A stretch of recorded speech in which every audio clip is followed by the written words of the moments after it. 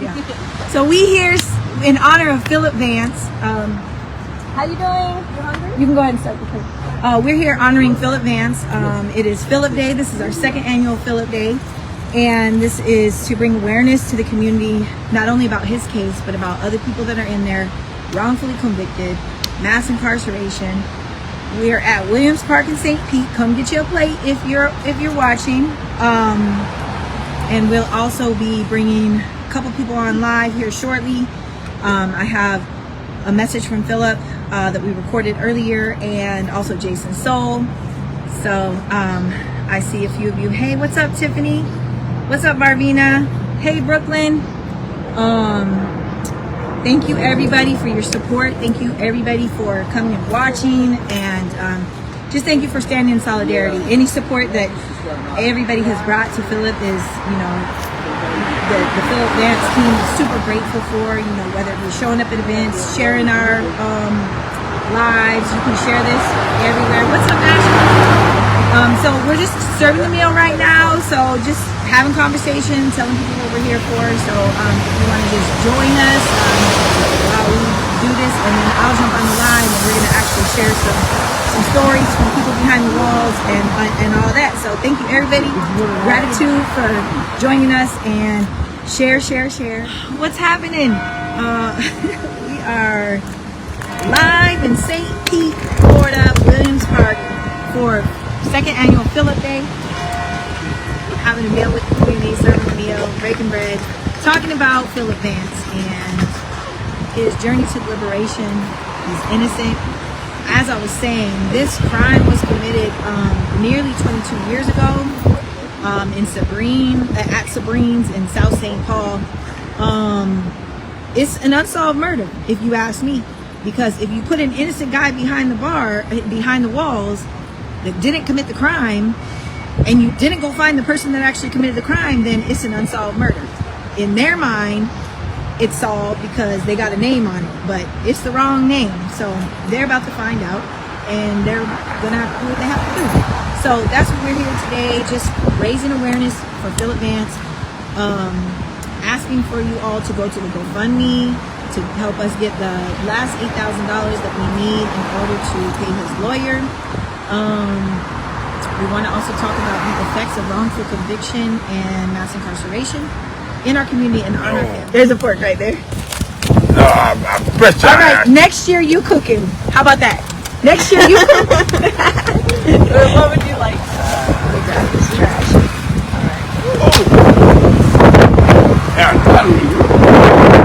What's that? Wait, what'd you say, Kitty?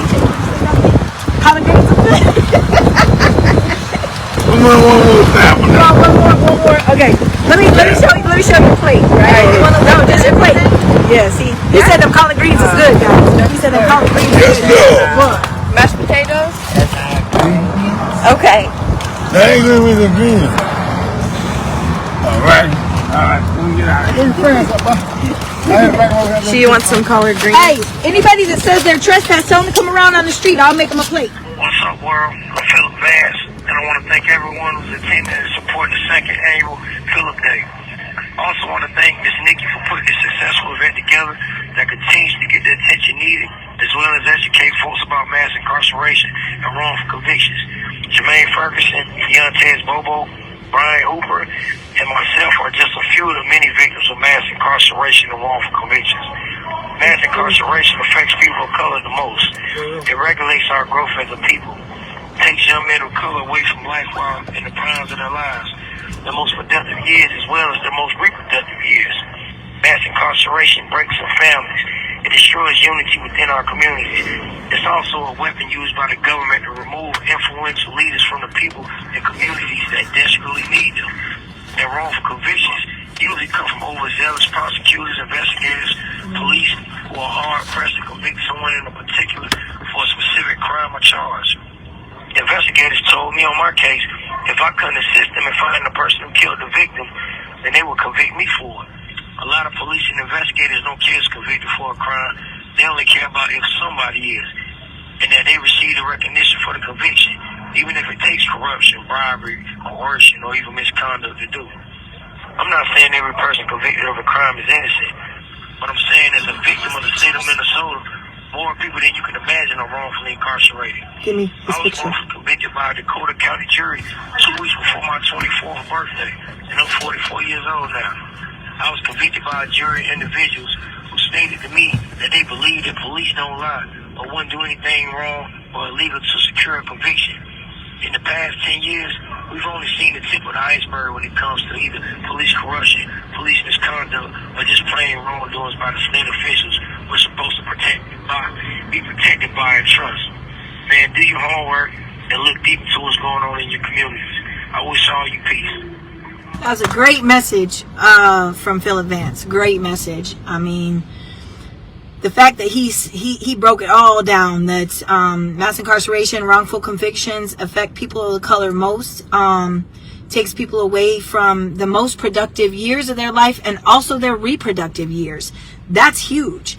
We know what that means. They want to limit the growth in certain communities and certain groups of people, and we're not standing for it. So that is a great message from Phillip Vance. And also remember, today is to bring awareness to his case and also his GoFundMe. We are just shy, just under $8,000 left that we need to send to the attorney. But listen, that's not slowing anything down, but we do want to take that pressure off of Phillip, because freedom shouldn't have to mean that you have to take a loan or get donations. It should be something that you should be allowed to get when you're innocent. You shouldn't have to prove it if it's already been proven. I mean, it was already proven, and then every chance he had at appeals and to bring the truth forward, said prosecutor has blocked the appeals, she doesn't want to admit that there's a mistake that has been made, but she's going to have to admit there was a mistake made. As many other cases in Minnesota, many prosecutors, many police, many organizations involved with the justice system in Minnesota have had to admit that there have been mistakes, and it's okay. There have been mistakes, but you need to right your mistakes, and that's what we're here today to bring awareness to. And the next thing, I have a video from Jason Soul. He is the co-founder of Humanize My Hoodie after Trayvon Martin was gunned down for doing nothing wrong. He's also an abolitionist. He's also formerly incarcerated, so he knows the system. But I'm gonna let him speak for himself. He gave us a pre-recorded message because he is with his family today traveling. So here's a message from... Peace. Here is a message from Jason Soul. Peace. Jason Soul here, formerly incarcerated abolitionist, husband, father, community member, all the things, organizer. I teach some classes at Hamlin, co-founder of Humanize My Hoodie, core member of REP. But mainly, I'm rocking for Phillip Vance, you know what I'm saying? Like, I was introduced to Phillip Vance 2018. I was working in the mayor's office in St. Paul, Minnesota at the time, and he sent a letter to the mayor. And because I've been incarcerated, I asked when I started or was appointed in the role, I asked if it was okay for me to see every letter that came from prison so that I can, really run reentry, the best way I could for the city of St. Paul, you know what I mean? But really for anybody worldwide. But his letter struck me. And when I read it, I was sold right away. I'm like, oh, no, he couldn't have did it. When he broke down the gang strike force and he broke down different components, I reached back out, started visiting at that point. And, we've tried a number of different things over the years, but, now we're in a place where we can actually bring them home. So this is the most hopeful time. Shout out to the organizers who put together this second annual, Phillip Day, you know what I'm saying? Like, we got to keep the energy, and it's another beat on the drum. So shout out to the organizers. Shout out to his family, for sure. Everybody who been negatively impacted by his wrongful conviction. You know what I'm saying? Like, anybody who's supported, who visited the website, all of that, man. It's just deep gratitude. So, I can't be at the event. Y'all know I'm family first, and I'm doing some stuff for my grandfather and my mom, and I ain't in Chicago a lot, so I got a lot of responsibilities when I'm here. So apologize for my absence, but the love is strong. You know, I'm excited to work to bring him home, and just grateful for everybody who took the time to be here on this day. So mad love and respect to y'all, and I'm gonna see y'all in the field. You know what I mean? I'm excited for what's ahead. You know, I can't share too much, but I'm excited for him because he's an amazing human, artist, father, all the things, mentor to many. Let me say that, a mentor to many. Like, he coached a lot of people that's out here in the free world, as they say in there. So it's like we got to bring him home. So definitely want to work to make that happen real quickly here. Like, things about to accelerate pretty soon. So y'all showing up at the right time. So appreciate everybody who been there since day one. Appreciate everybody who jumped on board along the way. I appreciate my 6-7 year friendship with him, and I'm excited for what he gonna do once he touches down. So that's it for me. Hope y'all have an amazing event, and I'll see y'all in the field. But it ain't gonna be a next, Phillip Day. Like, we ain't gonna have no third annual. It's going down in 2025. So I'll see y'all in the field, or I'll see y'all when he come home. Much love. All right, Peace. that's what's up. That's Jason Soul. Appreciate his words. And Okay. all right, Hey, I see you.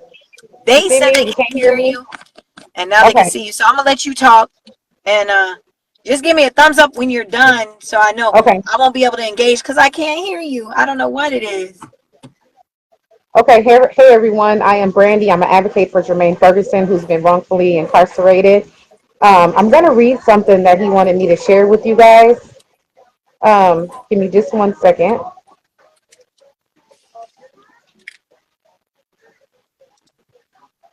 1 second here. First, he would like to thank Miss Nikki and Phillip Vance for allowing us to be on this platform on his quest for freedom. His name is Jermaine Ferguson, and he's been in prison since 2005. And the only person who said he committed a crime has since recanted. Two victims stated that they didn't know him or even seen Jermaine before. He was given a life sentence with 2 consecutive 15 years on top of it. He was he was the only person who was pointed out in the lineup. The police said his name over 30 times before a co-defendant decided to lie after telling a few versions. His lawyer wasn't allowed to let the jury know that the witnesses took a deal for their statement. Let's be clear, he said. The only person who said he committed a crime has since recanted. He's been indicted with the wrong statute, and that he had different elements of the crime, and the judge made a decision to change it and called it harmless. Harmless to who? How can you change the statute and say it's harmless? Who is it harmless to? I mean, this is a life that we're talking about here. Yeah, Who is it harmless to? I can hear you now too. Okay, so who is that harmless to? You have somebody sentenced for 129 years, and you're charging them under the wrong statute and said it's harmless. How is that harmless? Right. Okay, so no witnesses went to the grand jury and said they seen Jermaine commit a crime. The state had the MPD testify on behalf of their witnesses, who at the time was trying to take their deal back. The detective told the grand jury the men went to the addresses to confront someone. How did Jermaine get indicted under first-degree premeditated murder? The state argued that they were unsure whose weapon killed the victim, but 2 men has already confessed to the crime. One has been released, and the other will be released in a few months. While Jermaine is stranded behind the enemy lines, why is he in prison when the state had no weapons, no fingerprints, no DNA linking him to the crime? Okay, and then their key witness has recanted. He was railroaded, and it's so many more issues concerning his case with the corrupt system. We call Hennepin County Courts. So please read more on his case. You can find a lot of information on his Facebook page, Justice for Us Jermaine.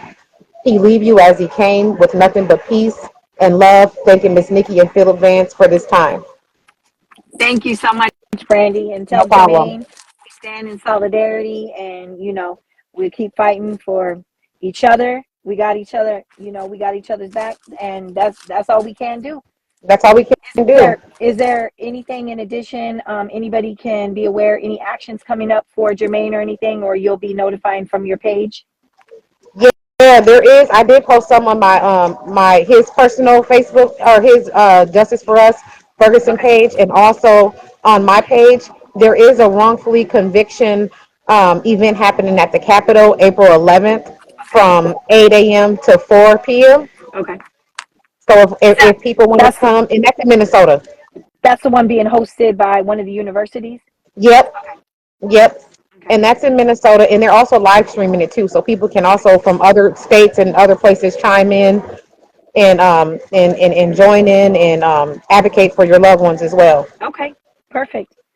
All Yep. right. Well, thank you for sharing that. Let Jermaine know we stand with him, and we appreciate you participating. Also, we appreciate you including us in Jermaine's event a couple weeks ago as well.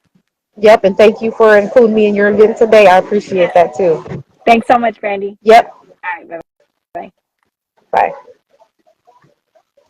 All right. That was awesome.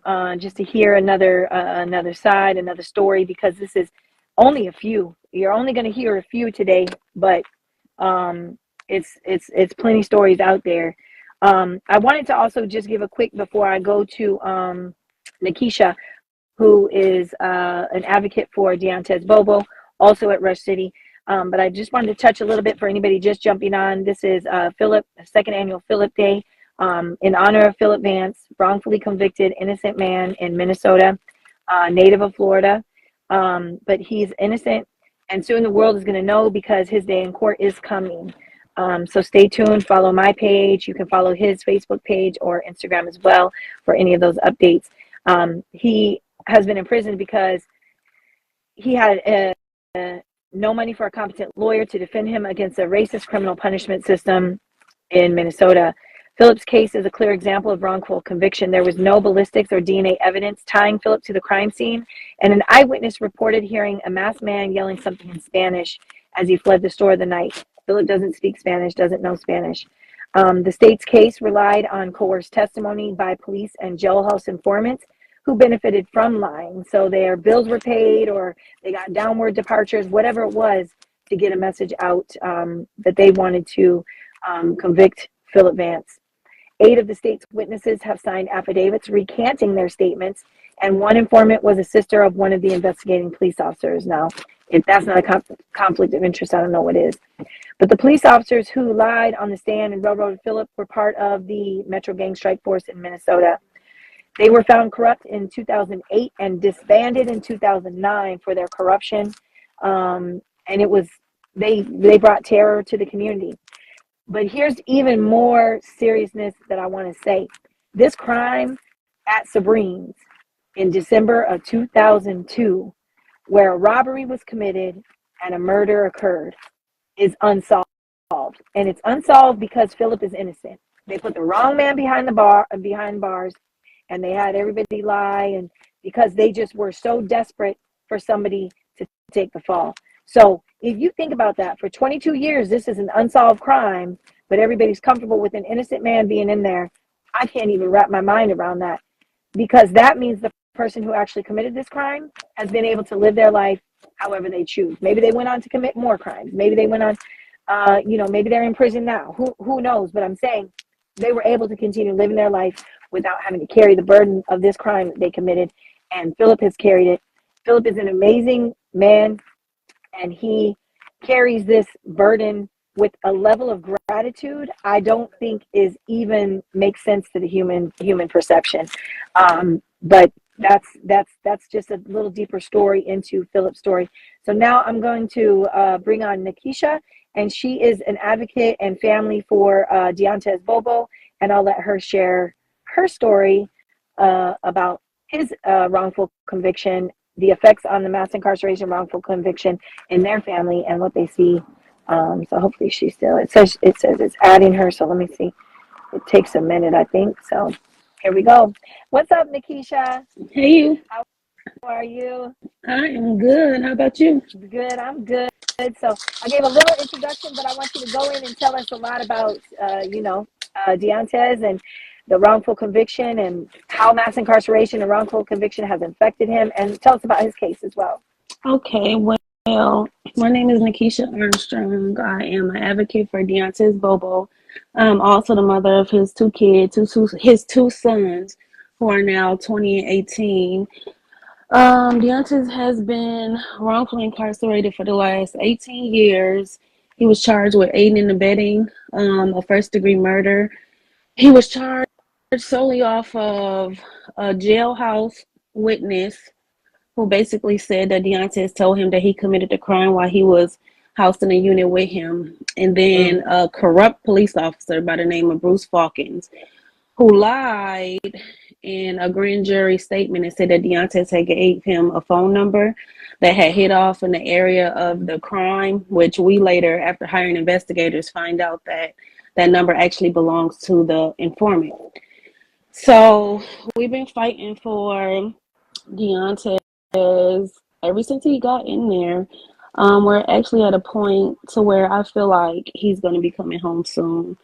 So yeah, and we're not That's going to great. quit fighting and quit putting right. pressure until he comes home, because they got to release him. And like you were stating before, they got these innocent people in jail. Why the actual people is out there committing the crimes. That's why they keep having crime happening over and over and over again. Right. Because you're locking up anybody, and then they're locking up anybody in order just to get to a top position. So they're doing it off the back of our young black men.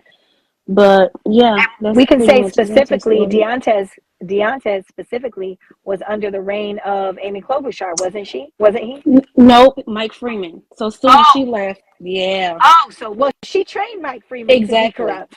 Exactly. And Well, we I know mean, he how was already corrupt corrupt, both of them are. Yes. But so she used a lot of cases as stepping stones to her career. Exactly. And Freeman did the same thing. Kathy Keena's done the same. And and that's what I say. Like, how do they feel good about it? But then I say, you know what? They live in the system that works for their white skin, and it does what it's supposed to do.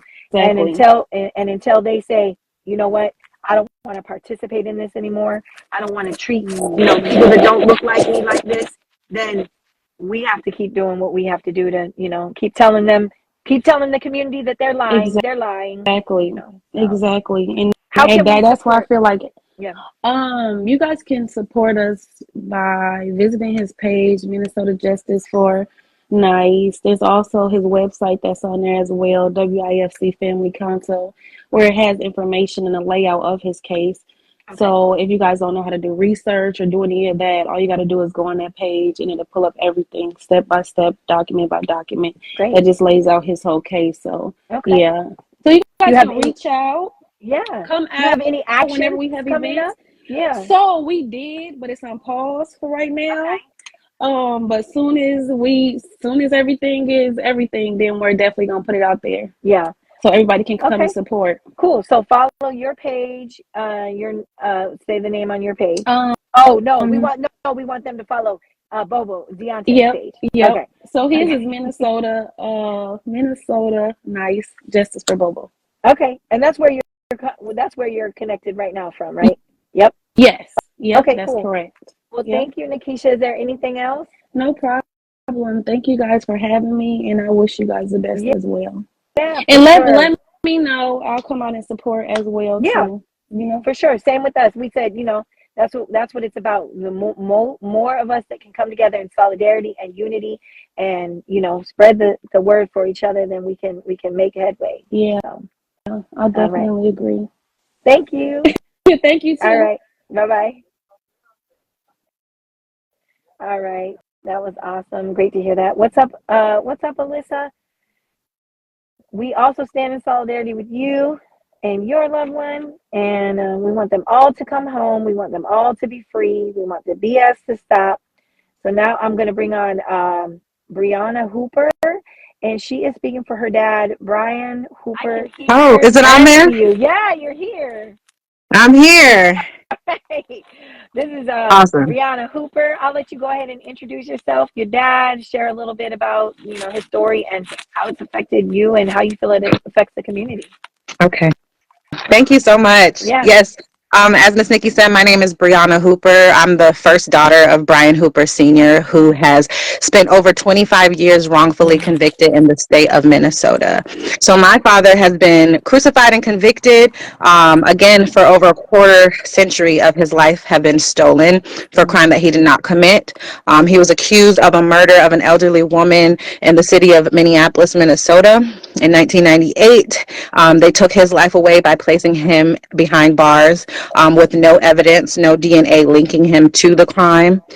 They relied solely on the verbal reports and testimonies of people who, were coerced, of people who were able to get their own sentences reduced, of people who had their own agenda when stating that he was guilty of this. Although the evidence didn't link him to the crime, there was evidence linking someone else who also was not convicted and is serving a life sentence. The person whose fingerprints and DNA was found had at one point recanted their story and stated, that they didn't know, or they didn't have, and stated that Brian didn't do any of it or didn't have any parts in it, and then later changed her story to say that he was the whole mastermind behind the murder of this lady. So again, this is not just something that impacts me directly. This is something that impacts the community. It can be any one of us. And that is why this is a human rights issue that deserves to be addressed by all of us, because any of us can be wrongfully convicted. I can say Casper behind me did something, and we're just going off of hearsay. That's something that we should be concerned about.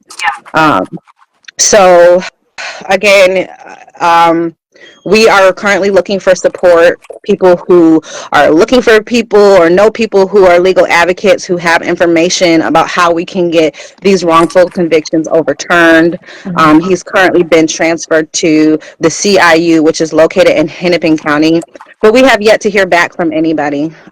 So we're hoping to get his story out, hoping to shed light on how this doesn't only impact him and my family, but how any of us can be impacted.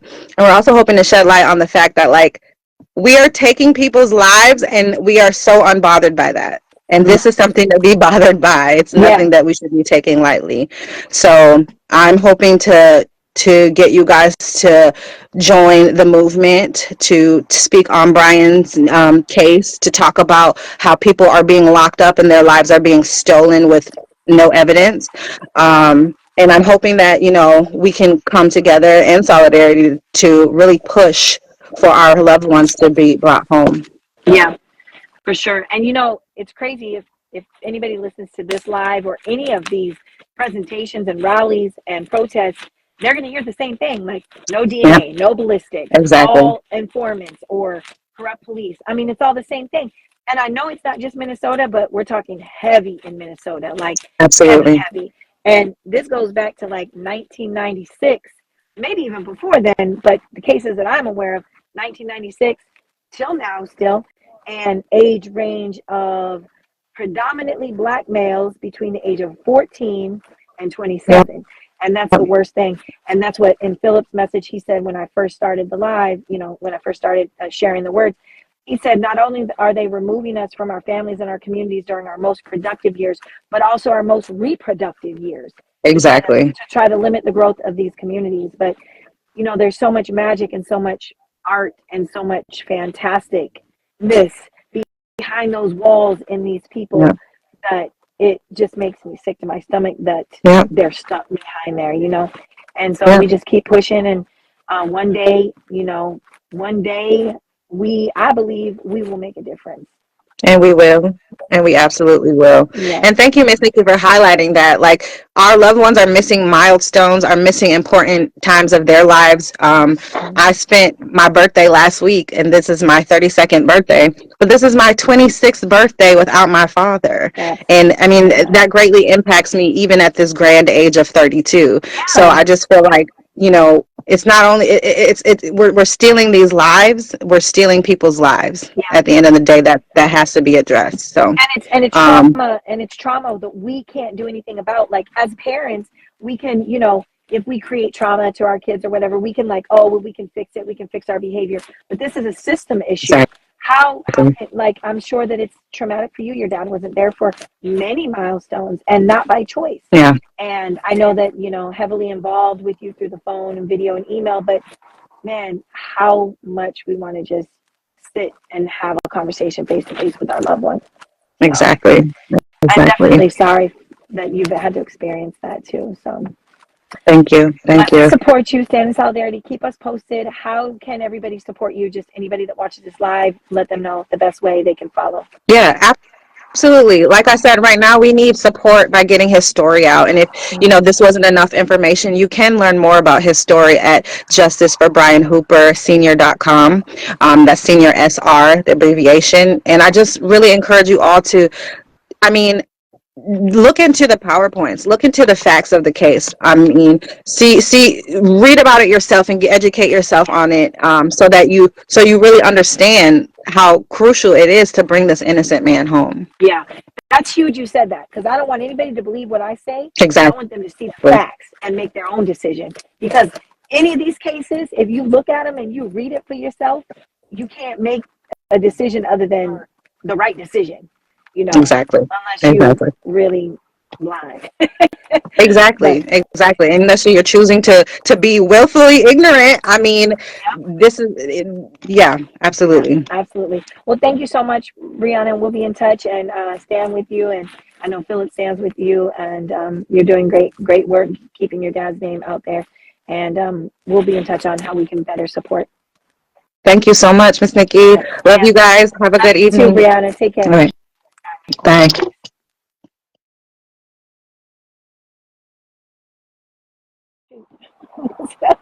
Can you think of anything else? Yeah, I think that's it. So, all right, y'all. Peace. Thank you for joining. Thank you for watching. Thank you for supporting. Serious gratitude for everybody that lifts up Philip Vance's name, his story. We have an amazing team. Everybody does, you know, their part, you know, lifting him up, not just out here, but also lifting him up personally, sending him letters. He just celebrated his 44th birthday, and he got a lot of great contact and support. We did an event then too, just to celebrate his birthday, even though he died. But you know, just to keep bringing awareness, we're going to keep the momentum up. We've got some things happening we can't really share, but just know that things are happening, things are moving, we rolling, and we're going to let y'all know when you need to know, what you need to know, and how you can continue to support. Right now, just continue to lift his name, tell everybody his story, and I am going to hold up his flyer, and so it can be saved in this live. Here's for. He's now 21 years wrongfully incarcerated. You can read his story at www.freephilipvance.com. He has the Facebook, which I also shared the slide to, Free Philip Vance. We also have Instagram, free_Philip_Vance. Philip only has one L in it, PHILIP. We also have TikTok. It's also Free Philip Vance. I don't know how it is on TikTok. I just know I can go to it, but it's Free Philip Vance.